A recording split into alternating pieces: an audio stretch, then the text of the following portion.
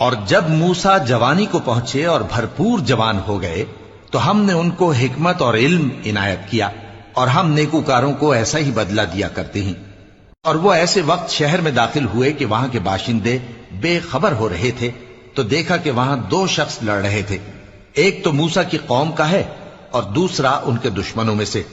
تو جو شخص ان کی قوم میں سے تھا اس نے دوسرے شخص کے مقابلے میں جو موسیٰ کے دشمنوں میں سے تھا مدد طلب کی، تو موسیٰ نے اس کو مکہ مارا اور اس کا کام تمام کر دیا۔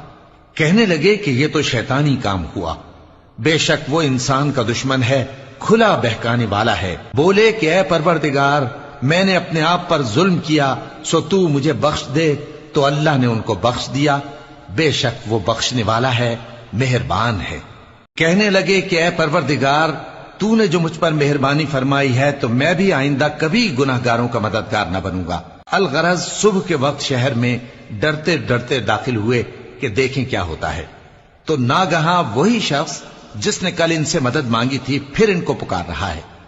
موسیٰ نے اس سے کہا کہ تو بڑا بہکا ہوا ہے۔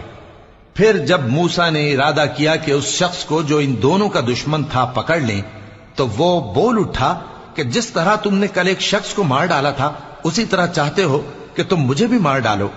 تم تو یہی چاہتے ہو کہ ملک میں ظلم و ستم کرتے پھرو، اور یہ نہیں چاہتے کہ صلح کرانے والوں میں سے ہو جاؤ۔ اور ایک شخص شہر کی پرلی طرف سے دوڑتا ہوا آیا، بولا کہ اے موسیٰ، اہل دربار تمہارے بارے میں مشورے کرتے ہیں کہ تم کو مار ڈالیں، سو تم یہاں سے نکل جاؤ، میں تمہارا خیر خواہ ہوں۔ چنانچہ موسیٰ وہاں سے ڈرتے ڈرتے نکل کھڑے ہوئے کہ دیکھیں کیا ہوتا ہے، اور دعا کرنے لگے کہ اے پروردگار، مجھے ظالم لوگوں سے نجات دے۔ اور جب انہوں نے مدین کی طرف رخ کیا تو کہنے لگے امید ہے کہ میرا پروردگار مجھے سیدھا رستہ بتائے۔ اور جب مدین کے پانی کے مقام پر پہنچے تو دیکھا کہ وہاں لوگ جمع ہو رہے اور اپنے مویشیوں کو پانی پلا رہے ہیں، اور ان کے ایک طرف دو عورتیں اپنی بکریوں کو روکے کھڑی ہیں۔ موسیٰ نے ان سے کہا تمہارا کیا کام ہے؟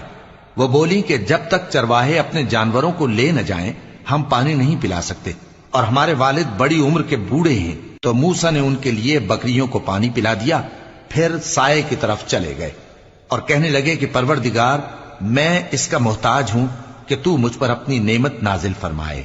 تھوڑی دیر کے بعد ان میں سے ایک عورت جو شرماتی اور لجاتی چلی آتی تھی موسیٰ کے پاس آئی، کہنے لگی کہ تم کو میرے والد بلاتے ہیں کہ تم نے جو ہمارے لیے پانی پلایا تھا اس کی تم کو اجرت دیں۔ پھر جب وہ ان کے پاس آئے اور ان سے اپنا ماجرا بیان کیا تو انہوں نے کہا کہ کچھ خوف نہ کرو، تم ظالم لوگوں سے بچ آئے ہو۔